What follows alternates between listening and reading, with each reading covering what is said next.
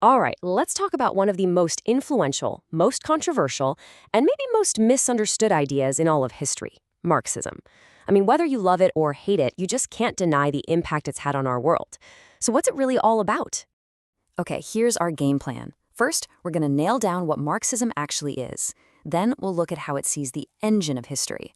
After that, we'll get into its famous critique of capitalism, see how those ideas literally sparked revolutions, and finally, we'll wrap up with its complicated legacy and some of the biggest criticisms against it. So, first things first, let's try to strip away all the political baggage and just get to the core of the idea itself. We've all heard the term thrown around, right? Usually as some kind of political label. But what did Karl Marx and his collaborator Friedrich Engels actually come up with? And that right there is the absolute key. At its heart, Marxism isn't a strict set of rules for a government. It's more like a lens, a method for looking at the world. It's a way of understanding society and history by focusing on one big thing, the conflict between different economic classes. So, how does this method explain why things change? Why empires fall and new societies rise? What, according to this theory, is the real engine driving all of history? Well, that brings us to this core concept called historical materialism. The idea is pretty simple, actually. Think of a society like a building. The foundation, or the base, is its economy, how we produce stuff, who owns the factories, the technology, and everything else, the laws, the culture, the politics, even art, is the superstructure built on top of that base. So if you want to understand the superstructure, you've got to look at the economic base first. So according to Marx, this class conflict has pushed Western society through a series of stages. You start with early cooperative tribes, which eventually gives way to societies built on slavery. Then that evolves into feudalism, with lords and serfs, and eventually that leads to capitalism. The key idea here is that each stage has its own unique class conflict, which builds up until, boom, it triggers a revolution and pushes society into the next stage. And this brings us right to the heart of it all, the famous Marxist critique of the capitalist system. So in capitalism, you have two main players. On one side, you've got the bourgeoisie. These are the owners, the people who control the factories, the land, all the tools. And on the other side, you've got the proletariat, the workers, who don't own any of that. All they have to sell is their ability to work. And according to Marxist theory, the interests of these two groups are fundamentally completely opposed. So you might be wondering, where does profit come from in this view? Well, it's based on an idea called the labor theory of value. Basically, an object's value comes from the work put into it. So, for Marx, profit comes from what he called surplus value. Imagine a worker gets paid enough to live on after 4 hours of work, but they work for 8. Those extra 4 hours of value they create, that's the surplus.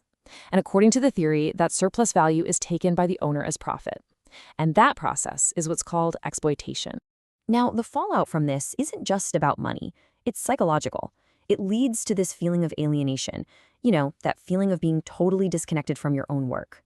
You're making a product you'll never own, doing the same repetitive task over and over. You feel powerless. It's that classic cog in the machine feeling, which, let's be honest, sounds a lot like modern conversations about workplace burnout, right? But here's the thing. This wasn't just some dusty old theory meant to stay in books. These ideas were powerful, and they jumped right off the page and into the real world, completely reshaping the 20th century. The Communist Manifesto was basically like lighting a fuse. It directly inspired revolutionary movements all over the world, most famously leading to the Soviet Union in 1917 and the People's Republic of China in 1949. I mean, these ideas literally redrew a map of the world. And you can really feel the power of this idea in the words of revolutionaries like Fidel Castro. For people like him, Marxism wasn't just a theory, it was like a pair of glasses that suddenly made the world make sense. It was a framework that explained the power dynamics they were seeing all around them. But here's a fascinating little twist. Karl Marx himself, he reportedly got so frustrated with how some of his followers in France were interpreting his ideas that he famously said, well, if that's Marxism, then I am not a Marxist. It's just a great reminder that from the very beginning, the term Marxism has been up for debate. So, after all that, where does this leave us today?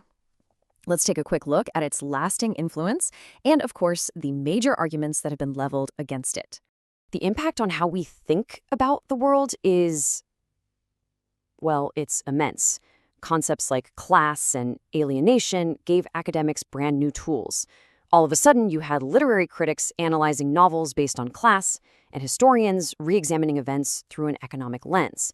So whether you agree with the conclusions or not, its framework really changed the game in so many fields. But, of course, the theory has been hit with some powerful critiques from all sides. You have philosophers like Karl Popper, who argued it's not really a science because you can't prove it false. Anarchists, like Marx's rival Bakunin, warned that any revolutionary state would just become a new kind of dictatorship. And economists have long challenged its core ideas, like that labor theory of value we talked about, and argued that a planned economy just can't work efficiently. And really, that's the big thought I want to leave you with.